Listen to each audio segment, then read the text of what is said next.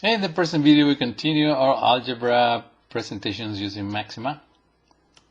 And here we're going to talk about the theory of quadratic equations. It sounds like some profound algebraic study, but it's just some properties of quadratic equations that will be useful in solving problems. So we start by looking at our document here, and we say, we recall that the quadratic equation ax squared plus bx plus c has two equations where there's the term d, which is the discriminant, and we found that if the discriminant is greater than 0, there are two real different solutions.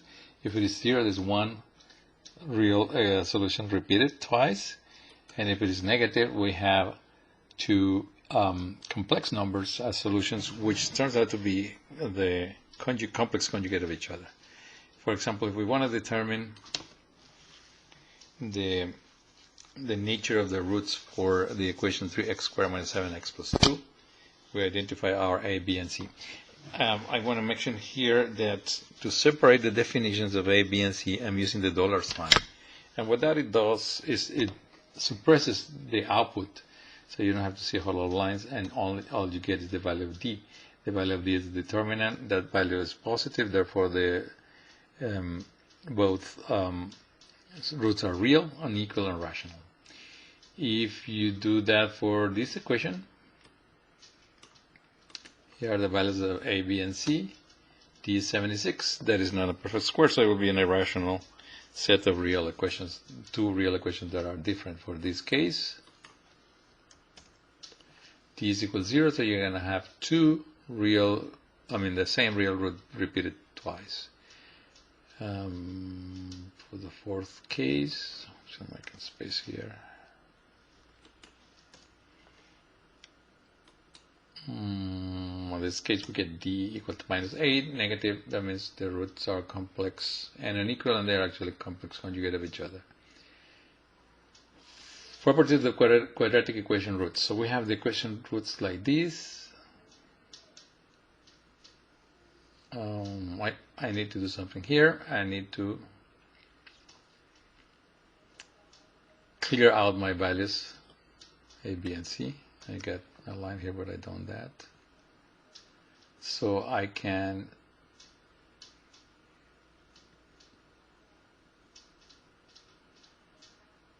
try here where I should have those results. If I do that, then now I get my results. And the sum of the roots is minus b over a. The product of the roots is c over a. Clearing that again. Start on the generic equation. Again, we're going to divide by a and expand. So we get if we do that, if we divide by a, the quadratic equation, divide by the coefficient of x squared, then it turns out that the new coefficient of x is b over a, which we found out is the negative of the sum of the two roots. And the independent term is c over a, which turns out to be the product of the two roots. And so if we're given the roots, like in this case x1 and x2, and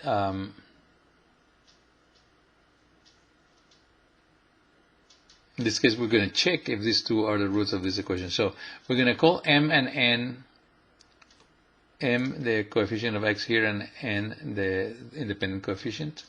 And so for this case we have x1 equal 2, x2 equals minus 5, m equal 3, and n equal minus 10. I'm going to check the sum and the product, and so this should be both should be equal to 0. So indeed those are roots of this equation. Checking by defining the function f of x, when we calculate f of 2, f of minus 5, you get 0. We can expand this if we can get the same equation, and indeed we did. Right. Another example, determine if minus 3 and minus 1/2 are the roots of this equation. So let's do the equation right there. Divide by 2 to make it into the form where the coefficient of x squared is equal to 1. And so we have given x1 and x2, and our values of m and n are calculated from the equation. check if the sum, check the sum and the product, and check if the sum and the products are equal to m and n, the coefficients of x, and an independent coefficient when the quadratic equation has been divided by its coefficient of x squared. Given the two roots, find the equation. Well, we have the two roots, and we know that the sum is equal to s and the p, and that the equation has the negative of the sum in x and the independent variable as the product.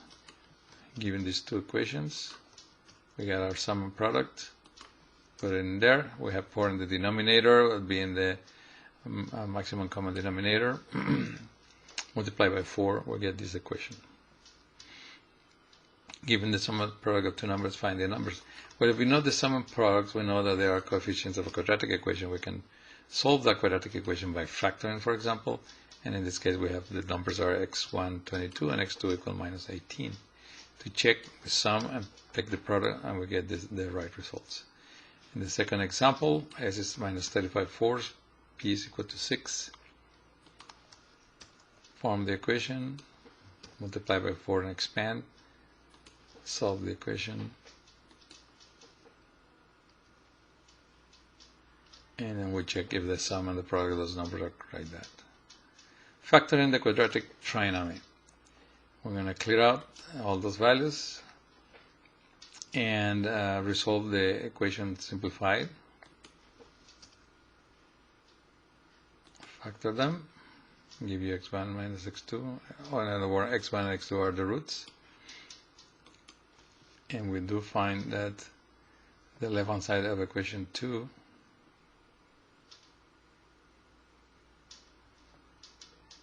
is equal to the left-hand side of equation 1.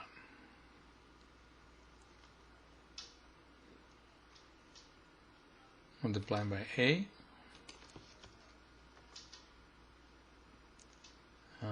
I seem to have a problem here.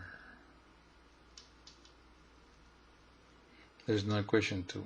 It's equation 1 and equation 0. So let me go back here, x0. Equation 1, factor, yeah, and now multiply by a,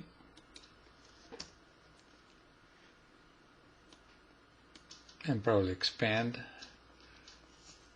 and so indeed we have the result. The quadratic trinomial can be factored into 3 factors: a, x minus 1, and x minus x minus 2. Discomposing a quadratic trinomial by finding the roots of the quadratic equation using this fact. We're going to do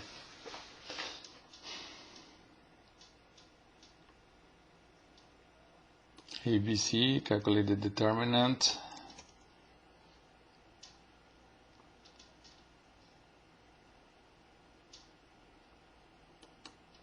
So this is equal to 6, which is the coefficient of x squared, x minus 1/2, x minus 1/3. So that's the factorization of a trinomial.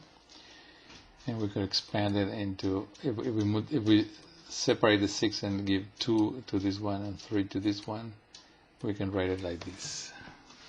And if we expand that, we get back our equation. Here's another one.